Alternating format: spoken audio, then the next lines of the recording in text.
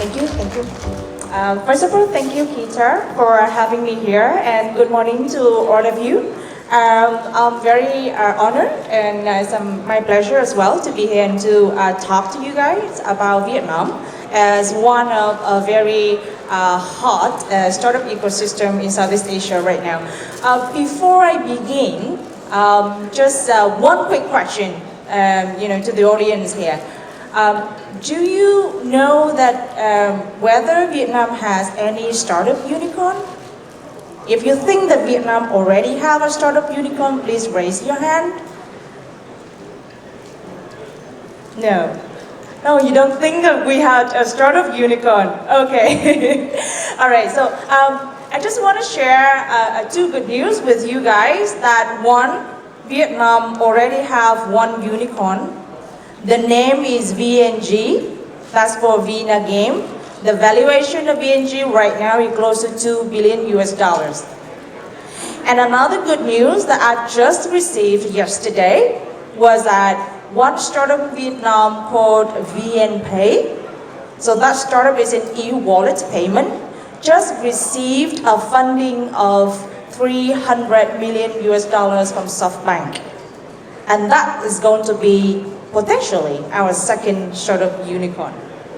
So I think some of, very warm-up information just to make you guys sort of interested in Vietnam before I can start my talk. So I was told by the organizers that I'm going to try to speak quite slowly as there will be no translation to Korean. So I'm going to start, my talk with some of the facts and figures about the market, the economy in Vietnam, the population. So this is just to give you an overview of what Vietnam is. I know that it has become, some of a very interesting market and economy to look at. A lot of Korean venture capital funds are now actively involved in Vietnam. And I've also learned that a lot of Korean startups are now having their office in Vietnam also. For you guys over here, so why Vietnam has, that kind of potential that people are talking about? So I think it first comes from our population. So the Vietnam population, we have now very close to 100 million people living in Vietnam, which makes it a very, big market for any products and services. And the growth of the Vietnamese market has been quite high over the past decade. So the average growth of the Vietnamese economy is close to 7% per year. And the population in Vietnam is also very young. The median age is 30 years old, and which makes us have a very high potential, high skilled labor workforce. That's the overall of the Vietnamese economy. What about the digital economy? It could be surprising for you guys to learn that in Vietnam, almost everyone can access the internet right now. And almost everyone has a phone number.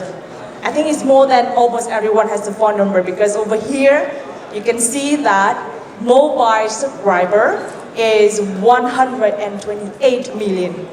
So the population of Vietnam is 100 million, but the mobile subscribers is more than that. So a lot of Vietnamese having more than one phone. So I have two phones as well, one for work and one is for personal use. And the government of Vietnam has invested very heavily in infrastructure, also in the telecommunications. So almost everywhere in Vietnam, even in a very far corner, in a very mountainous area or very remote area, you can access 3G and 4G. And it's going to be soon 5G in Vietnam. So high-speed internet has also transformed the economy and the market in Vietnam. And with that being said, we have, nearly 67% of internet users.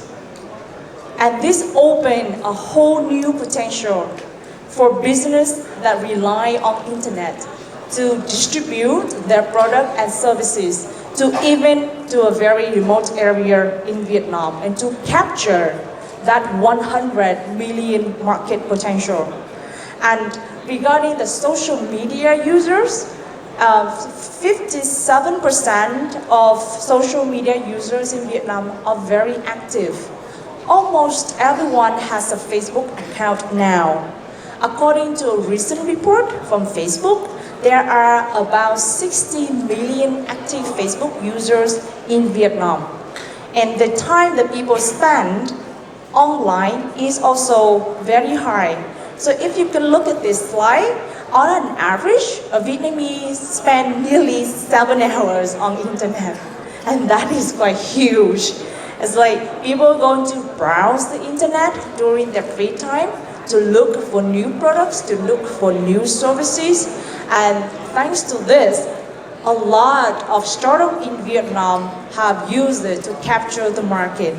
For example, when I was talking about VNPay, which is an e-wallet company in Vietnam that have just received funding from SoftBank.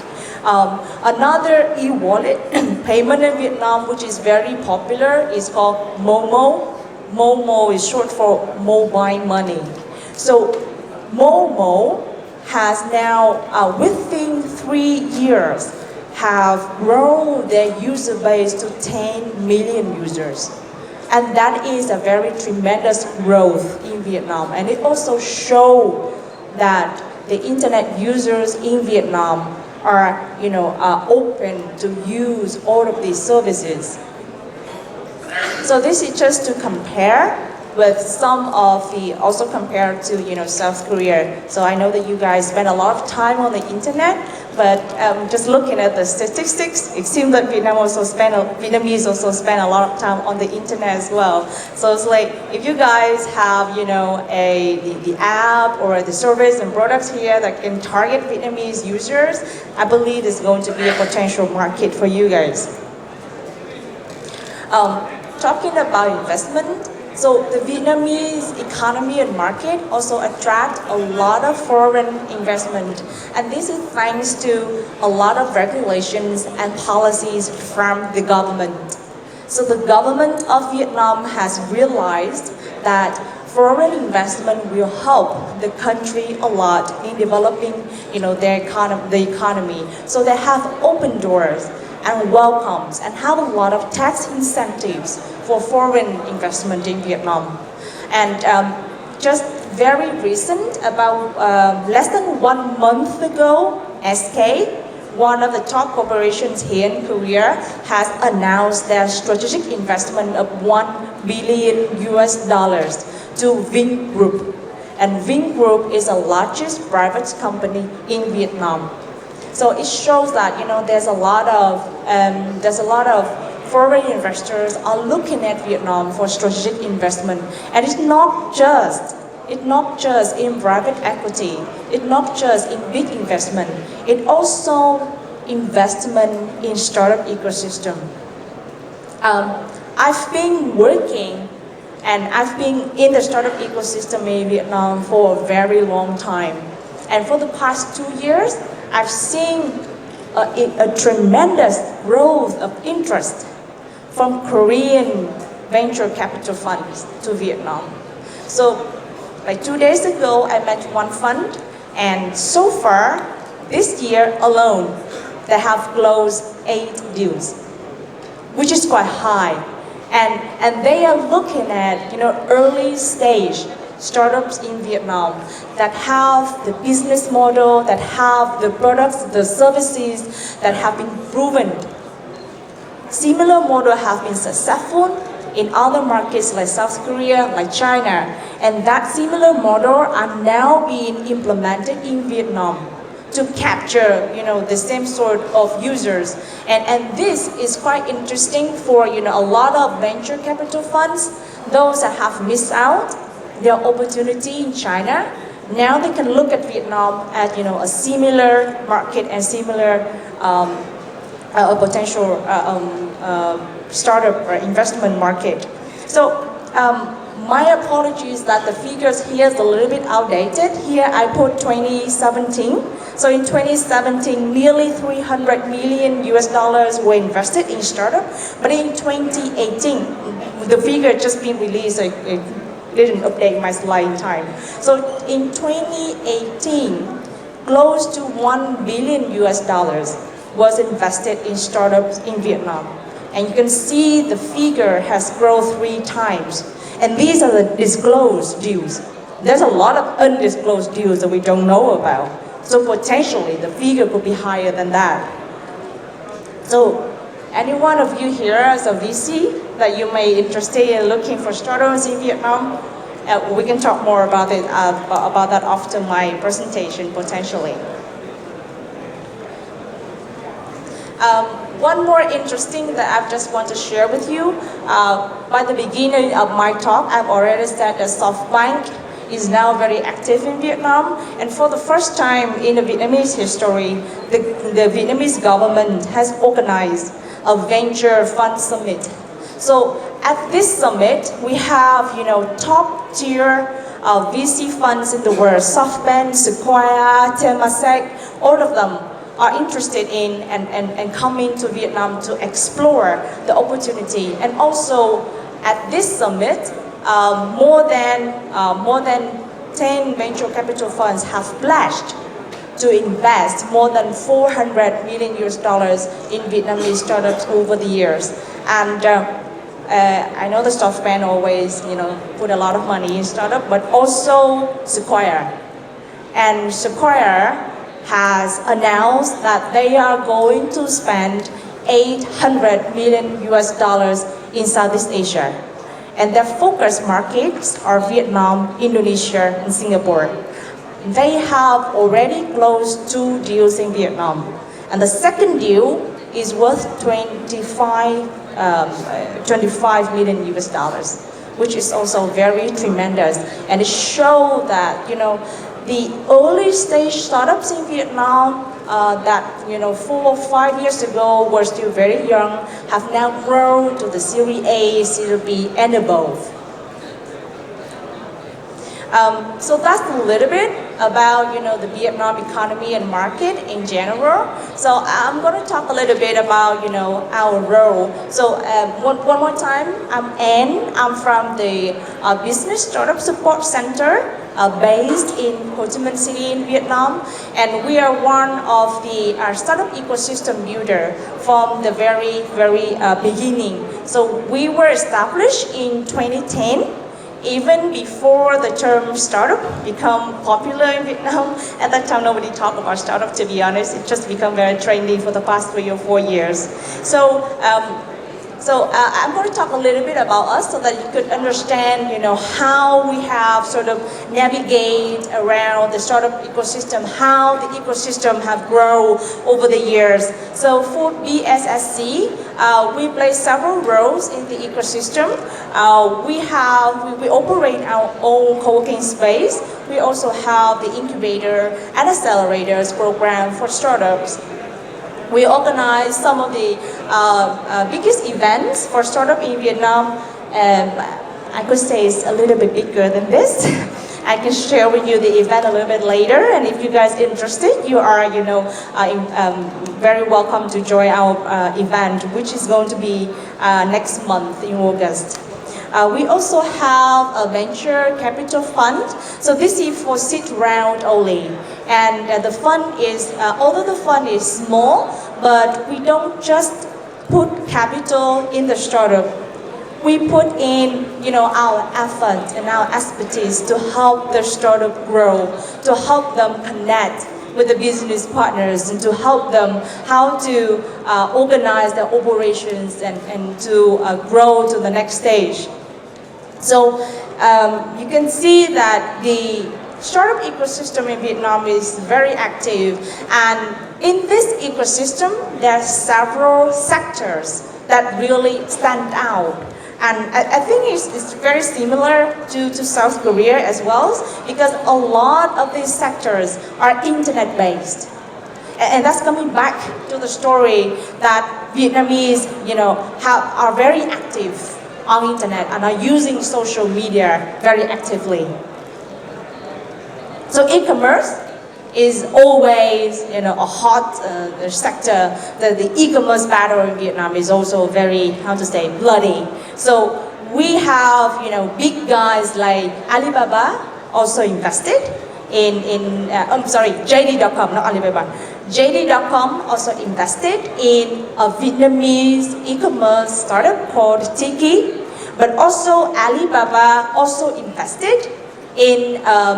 It used to be founded by Rocket Internet, a German startup that's called Lazada. It's also an e-commerce site in Vietnam.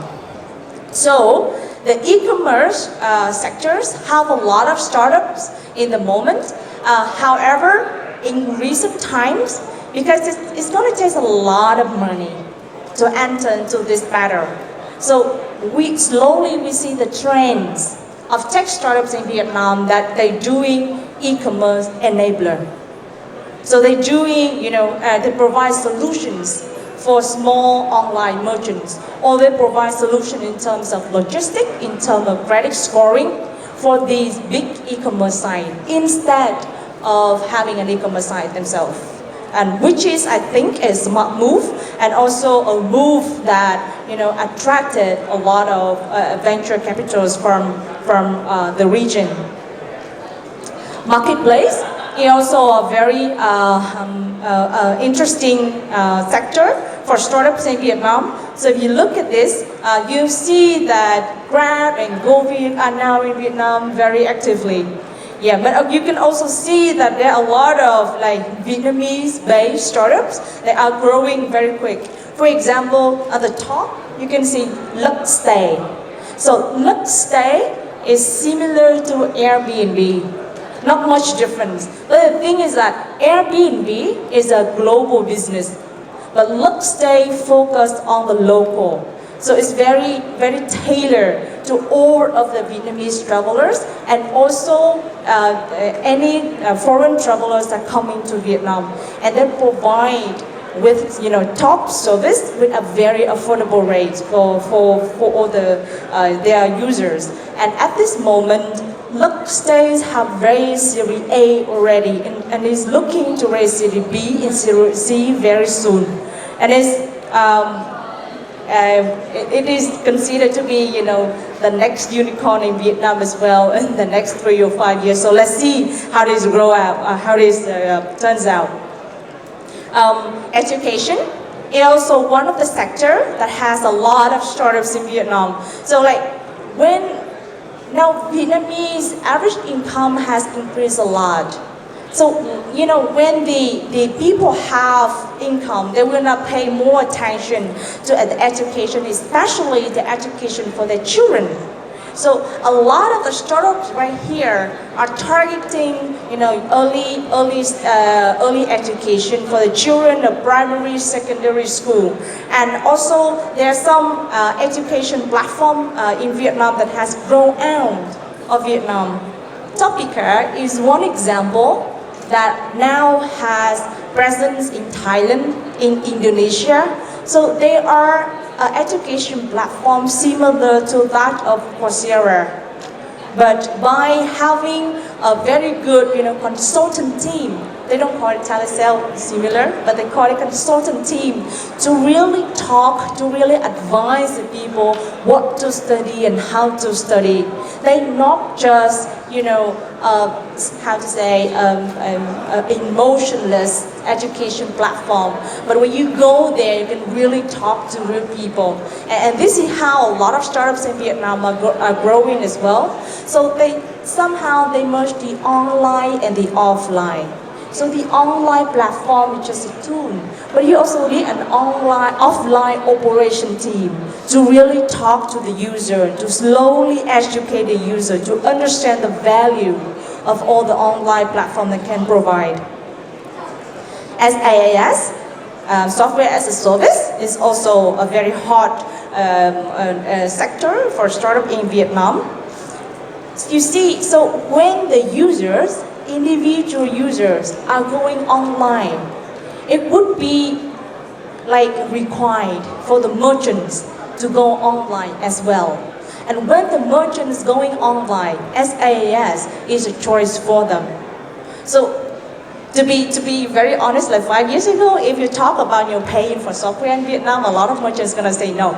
They would rather use pirated version of Microsoft rather than paying for that. So it's very painful, but it's going there to the time when a lot of merchants, medium-sized, small-sized merchants in Vietnam are ready to pay for the software.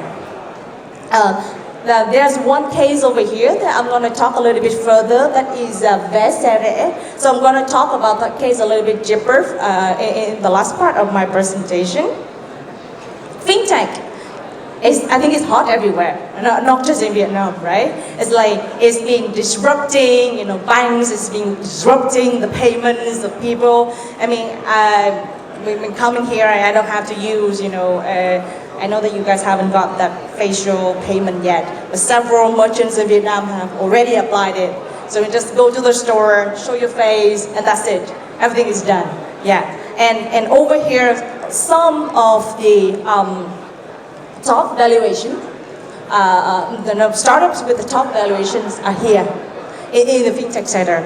But it's very competitive and it's very bloody as well, in the sense that now the government of Vietnam has stopped licensing e-wallet service.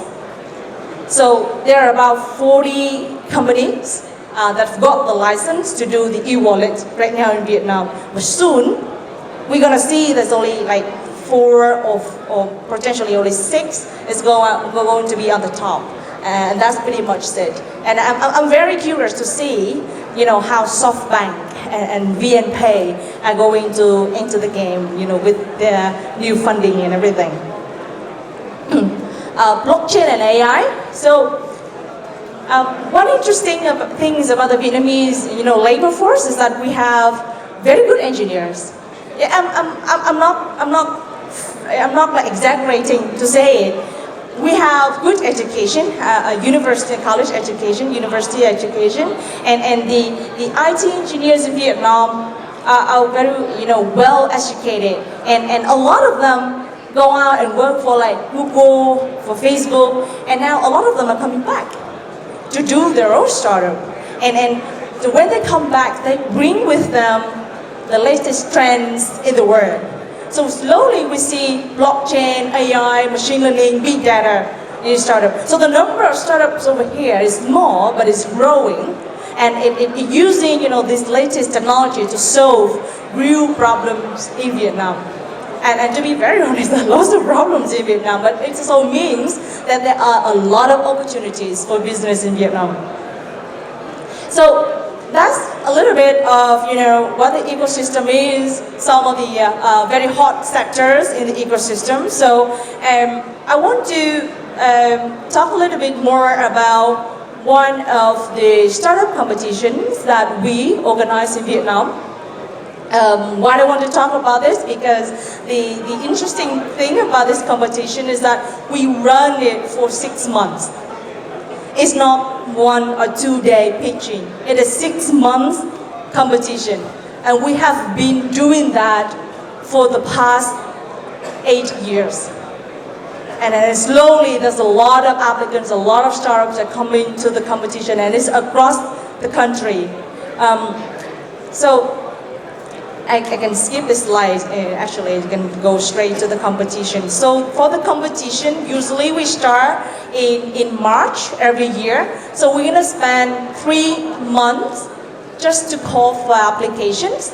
So we're gonna go across the country. So we're gonna go to Hanoi, which is the north and the capital of Vietnam, and we go from there, we go to the central, we go to the south, we go to the highlands, and we go everywhere. Because we believe that the tech talents, the aspiring entrepreneurs are everywhere.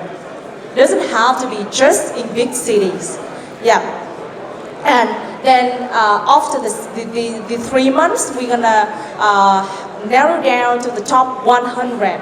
And for the top 100, we're gonna have intensive training for these startups, and we're gonna put them to business planning, marketing and branding. We're gonna train them how to pitch with investors. And then in August, and this is the event I was talking about earlier, in August, we're going to have a 2-day event. This year is going to be on 23rd and 24th. So we are going to put these startups on stage to pitch with the audience, with the potential investors and business partners. So these are all of the event and activities that we have run this year. So we go to, as you can see, we go across the country and we organize a lot of workshops to core for aspiring entrepreneurs and talents all over the country. And in some places, we receive tremendous interest from the aspiring entrepreneurs over there. For example, you can see in Da Nang City, the third line, we have 1,000 participants to our workshop. So it was huge, and it was quite interesting to see that a lot of young people in the, Da Nang is in the middle of Vietnam, in this coastal city that interested in doing their own startup. So these are some of the photos of our activities over this year. So everywhere we go, we organize workshops and we talk to the entrepreneurs about the topics of their interest. So we're not just talking about the competition, but we're also sharing the best practices, the stories of the very successful startup founders, and we hope that this will inspire the next generation of startup founders in Vietnam. So these some of the photos. You can see there's a lot of people attended the workshops and the events that we have organized. So this year is quite interesting because this is the first year that we received so many applicants, 1,845 in total. And this is some of the media planning, streaming. Okay, I'm just gonna, here. So this is the number of applicants over the years. So when we first started, it's only 200 people participating. As I say, at that time, the term startup was very unpopular among the young in Vietnam. I think it's sort of like a common, stereotype in Asia, that when you grow up, you should go to university, and then your parents gonna say, hey, go and get a job. Go and get a job. So if you just go and do a startup, with no money and getting no pay, is going to be a big question mark from your parents, right? But over the years, we've seen that there's a growth of aspiring entrepreneurs. And for this year, 1,845 applicants, we meet up with every one of them. That's the difference between us and other competition. So we meet up with all of the founders of the startup, because we believe that just reading the pitch deck or the business plan is not enough. It's all about the people. In early stage startup, it's all about the people. It's all about the founders. So we got to go and meet up with every one of them. Some of the statistics that I want to share with you guys. In this year, also the first year that we have opened the competition for international track, we received close to 100 applicants from abroad. And interestingly, half of them are from Korea. So we have like 50 startups from Korea participating in the competition this year. And we narrowed down to 27 of Korean startups are going to participate in our event. Some of the timelines for you guys to look at. So again, 23rd and 24th of August, we're going to have the event for all the startup, for all the investors, the business partner in Vietnam. And this event is open for everyone. So if you guys want to learn more about the Vietnam startup ecosystem, you are very welcome to attend this event. Last year, we have more than 10,000 attendees, including the top-notch investors from the Southeast Asia. And this year, we're hoping to break the record with, we're aiming for 15,000 attendees this year. A very short story about one of the startup success case, 넥스트라이즈. So I showed you this startup earlier in the sector SaaS. So the organizer said they only have 5 minutes before we can move on to Q&A. So I'm going to wrap up my presentation with, sharing with you the case of 넥스트라이즈. So 넥스트라이즈 is literally translated to cheap bus ticket.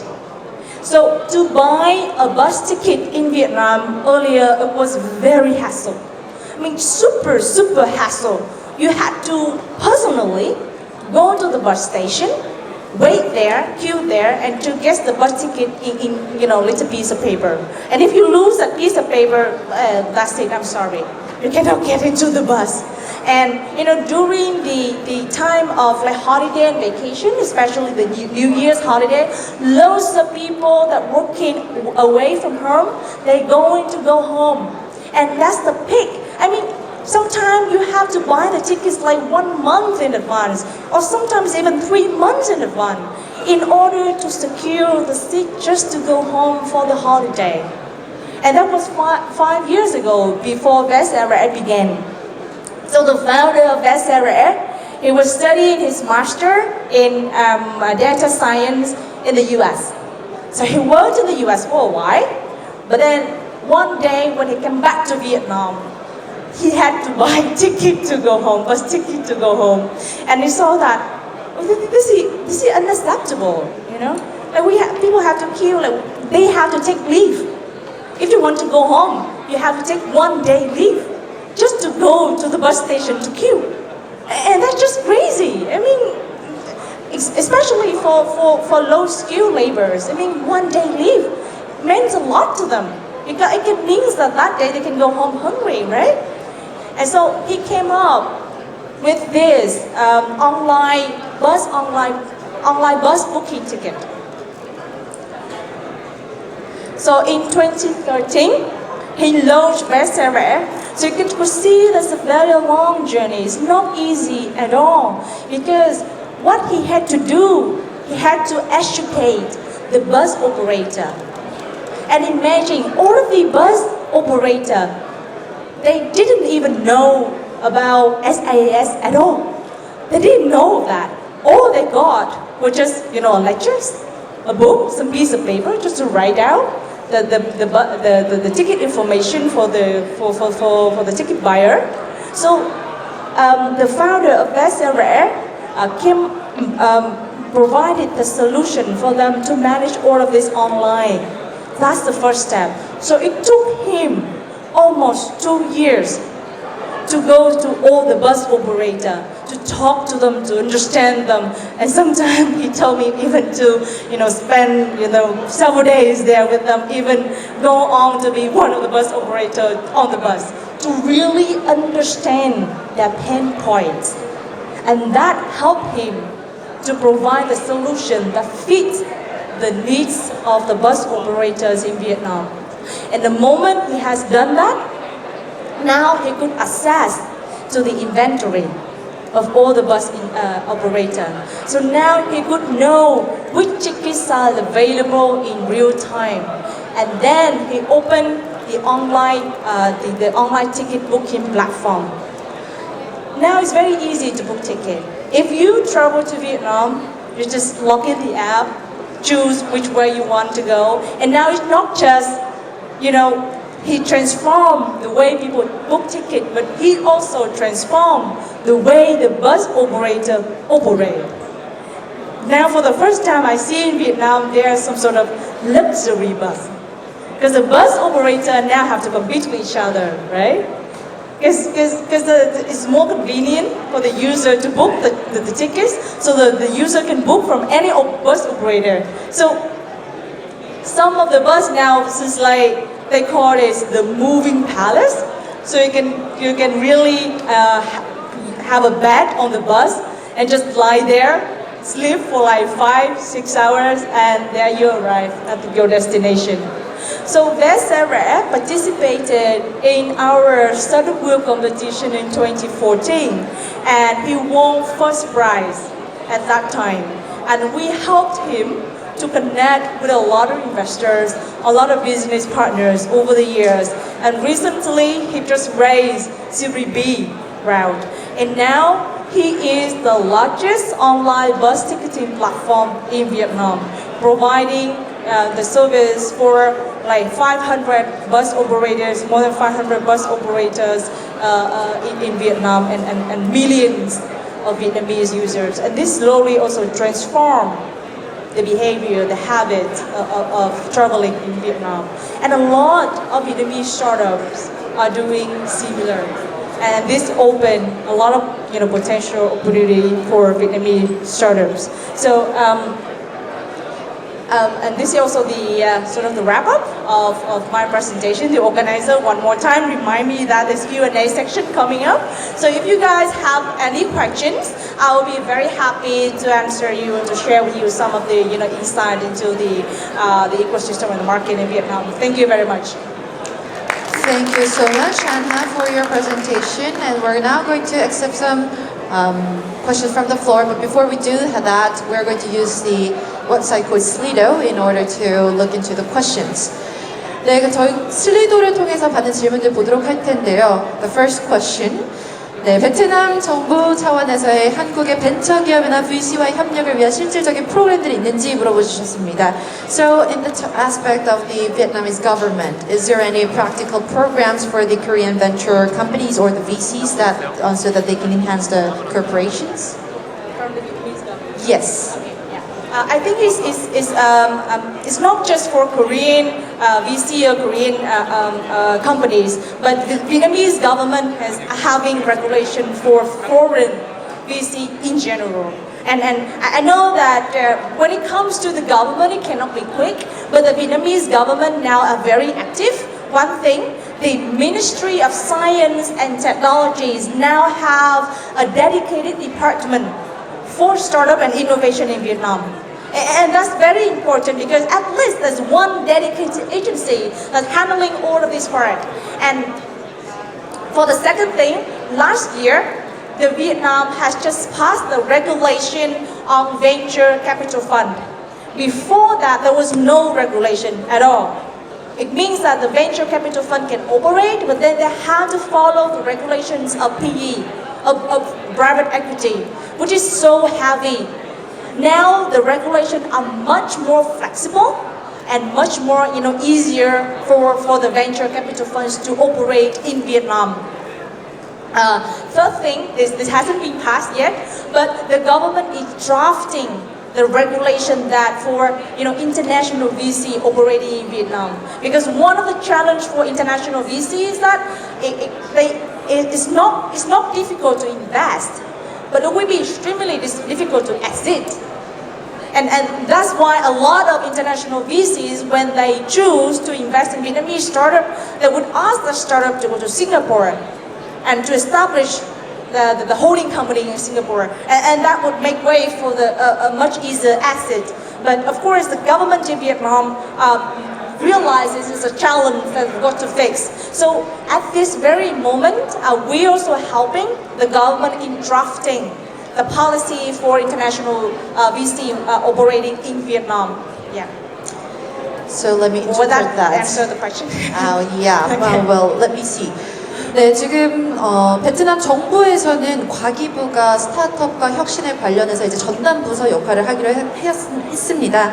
그래서 이렇게 하나의 부처가 스타트업을 전담한다는 것에 있어서 큰 의미를 볼 수 있겠고요. 또 사모펀드나 캐피털 펀드 이런 부분에 있어서 규제들이 현재 드래프트 중에 있고, 또 세계적인 벤처 캐피털들이 베트남에 들어오는 진입을 하는 데 있어서 관련 정책들 역시 고안 중에 있습니다. 왜냐하면은 세계적인 VC들이 베트남 스타트업들에 투자를 하려고 할 때 접근성이 좋지 않기 때문에 유도를 싱가포르에서 다시 시작하는 것을 지금 유도를 하고 있습니다. 이것 자체가 베트남 정부의 입장에서는 매우 도전적인 과제라는 것을 알고 있기 때문에 벤처 캐피털들이 베트남 스타트업에 더욱 쉽게 투자할 수 있도록 관련된 정책들 보완 중이라고 말씀드릴 수 있습니다.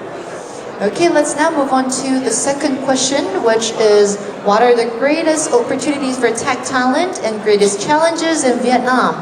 I've seen great front end in Da Nang, but less deep technology. How to address this?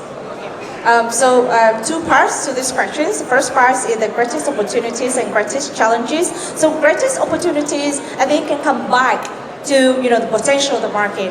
100 million users. Very active on internet. Almost everyone has a mobile phone. Almost everyone has access to 3G, 4G, even in the very remote area. And nearly 1 million small, medium-sized enterprises also looking for online solution, or digital solution for their business. So these are the very great opportunity for any startups that want to capture the potential of the market. And the Vietnamese users are very open, to be honest. They're open to try new products. They're open to receive, open to be educated also. And the case of Besserer has proven that. I mean, he has managed to educate the bus operator to just working with paper and pen to go online. And if he could do that, I mean, there's opportunity for everyone. But when it comes to great challenge, I think one of the great challenges in Vietnam is that the inside to the market is very different. A lot of startups is taking the model of Uber and Grab, and they're going to say, okay, I'm going to be, the Uber of this, the Uber of that, but that may not work.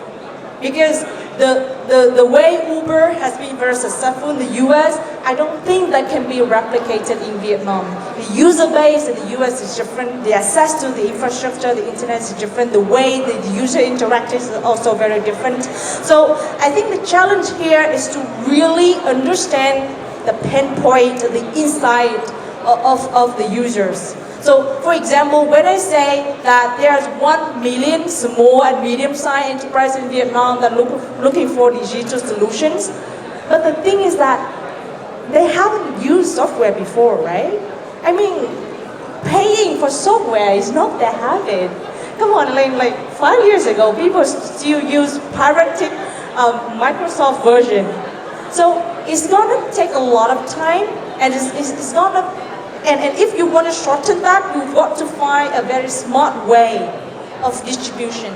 And it is better to go with partners in order to educate the users. And it also better to how to identify your early adopters. Because the early adopters would be the great business advocates. Nothing works better than word of mouth. But it's also I think it's a great challenge in order to identify that. So I hope that it's addressed the first part of the question. For the second part, yeah, Da Nang. First of all, Da Nang is, I think it's still a small city. I'm from Da Nang myself, born and grew up over there, but still a small city. It's only had 1 million population in total. Although it has a very good tech talents in the sense that the University of Da Nang is quite good, and the engineer graduated from the University of Da Nang have a very good base in tech. However, when it comes to tech product development, it requires different mindset and different skill set. What is growing in Da Nang right now is the outsourcing companies. The IT outsourcing companies. I've seen companies from Germany, from Finland, from Japan, from the US, from the UK. They go into Da Nang and they open their office there in order to capture, the tech talents at a very affordable rate to do the outsourcing. But when you do the outsourcing, you just look at the requirements of the customer and you do it. You don't really innovate. You don't really think of, new way to do it. You don't really have this business mindset. You don't interact with the customer directly. So, and that's the reason why, but I think Christopher, right? Christopher has a very good comment when he said that he sees a very good front end and an end. Because this is what the outsourcing companies are doing.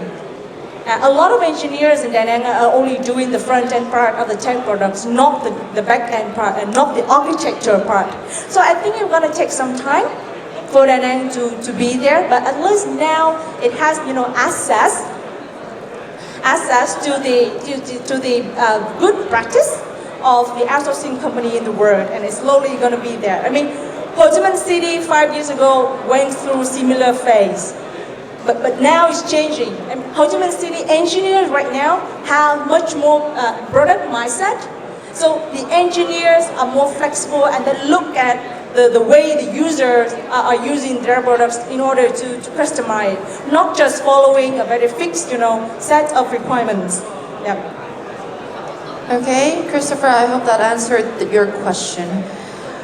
Moving on, what is the most difficulty that foreign startups face when advancing to Vietnam? I think local insights. So everything that has to be local is going to be a big challenge for the international startup. So for example, let's say a Korean startups want to expand to Vietnam. I mean, in Korea, you have captured the market over here, you have understand the users, but the users in Korea and the users in Vietnam are way different. So potentially, you could have to customize your product, or potentially you could have to find new way to distribute your products. You cannot just rely on similar way. For example, 60 million users in Vietnam are active on Facebook. However, there are another nearly 70 million are active on Zalo, and that is Vietnamese version of WeChat. But the user base of Facebook and the user base of Zalo is very different. For example, I don't use Zalo at all. I mean, the user base on Facebook a little bit more like young professionals, but the user base on Zalo is like my mom. So see, if you understand that, you can have better distribution channels to reach to the customers in Vietnam. So I think local insight is one of the, I don't think it's difficulty, but like challenge for an international startup to advance in Vietnam. And also local partner. I mean, if you just go to Vietnam like that, without knowing anyone, without having a network to anyone, I think it would be extremely hard. For Vietnam, word of mouth is still very important. The close network is very important. If you come to Vietnam, say for a few months, you will realize that the community of startups in Vietnam all know each other. It's very small. It's not like small, but it's like everybody know each other. And if there is one newcomer into the market and it's good, it's like one instant everybody knows. So a local partner is also very important for you to advance to the market. And I mean, we're really willing to help. BSC is a business startup support center, and we also provide help to international startups that want to explore and want to make the connection in the market. Yeah, I just thought, well, just out of my curiosity, I was thinking like, yeah, we're companies based in Korea and want to advance in Vietnam, and you said we should look for the contact me. Yeah, so that's what I was saying. So if you are looking forward to advance in Vietnam, please contact Anh Han of BSSC. And moving on to the next question. How has China's interest, which is money and business development, changed the dynamics in startups last year? This is a very interesting question, and it makes me think. It definitely has changed the dynamics in startups in the last year, especially when big like unicorn startups and big funds in China are now eyeing startups in Vietnam. Tencent had invested in Vietnam. I mean, Tencent invested in VNG to be precise. Zalo is just a replica of WeChat. You see very similar way of business development. The way that it has worked in China now is a similar model. They hope it's going to be working in Vietnam. But I think from the startup perspectives, the impact of China is not very strong. The thing is that China is a huge market, it's a huge potential over there. So a lot of startups and VC rather focus on China rather than going to Southeast Asia. In Southeast Asia and Vietnam, I've seen the growing interest of VC funds from South Korea, from Singapore, from the US, rather than from China. So it's changing the dynamics of the startups in Vietnam, but that dynamics is now only, this is only my personal perception, that dynamics is narrowed down to the part that startups in Vietnam are learning the business model of startups in China. So similar model that works over there now are being trying to replicate in Vietnam. One case is Logivan. So Logivan is a startup that provides solution for truck drivers. So for truck drivers, usually you go one way and you return empty. So they try to match the return way. So this model works quite well in China, and when they're doing similar model, they have immediate interest from VC. So immediately, even before they've launched their product, they've received $2 million in funding, just because the model is exactly the one that works in China. Okay, I think we'll answer the Korean question first and move on to the next question because I think that's more relevant. So among the Southeast Asian countries, except Vietnam, which country do you think has the most potential to go global-wide? Startup-wise.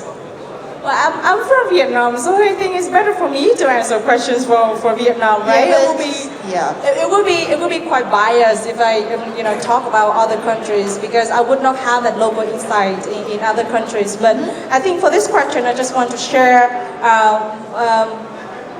We take it as a joke, but I don't think it's a joke.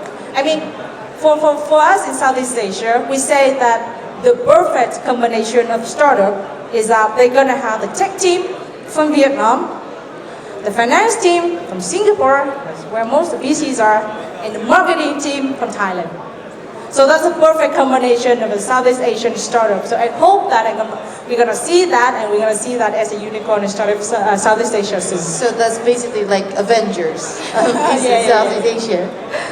네, 한국말로 질문을 주셨기 때문에 한국말로 통역을 하고 넘어가겠습니다. 지금 주신 동남아 국가들 중에서 성장 잠재력이 가장 크다고 느끼는 나라를 뽑는다면 직접적으로 나라를 언급하기에는 조금 의견이 치우칠 수도 있을 것 같아서 농담처럼 떠드는 이야기를 말씀드리겠습니다. 테크팀은 베트남에서, 그리고 파이낸스는 싱가포르에서, 그리고 마케팅은 태국에서 한다면 어벤져스가 이루어지지 않을까라는 생각을 합니다.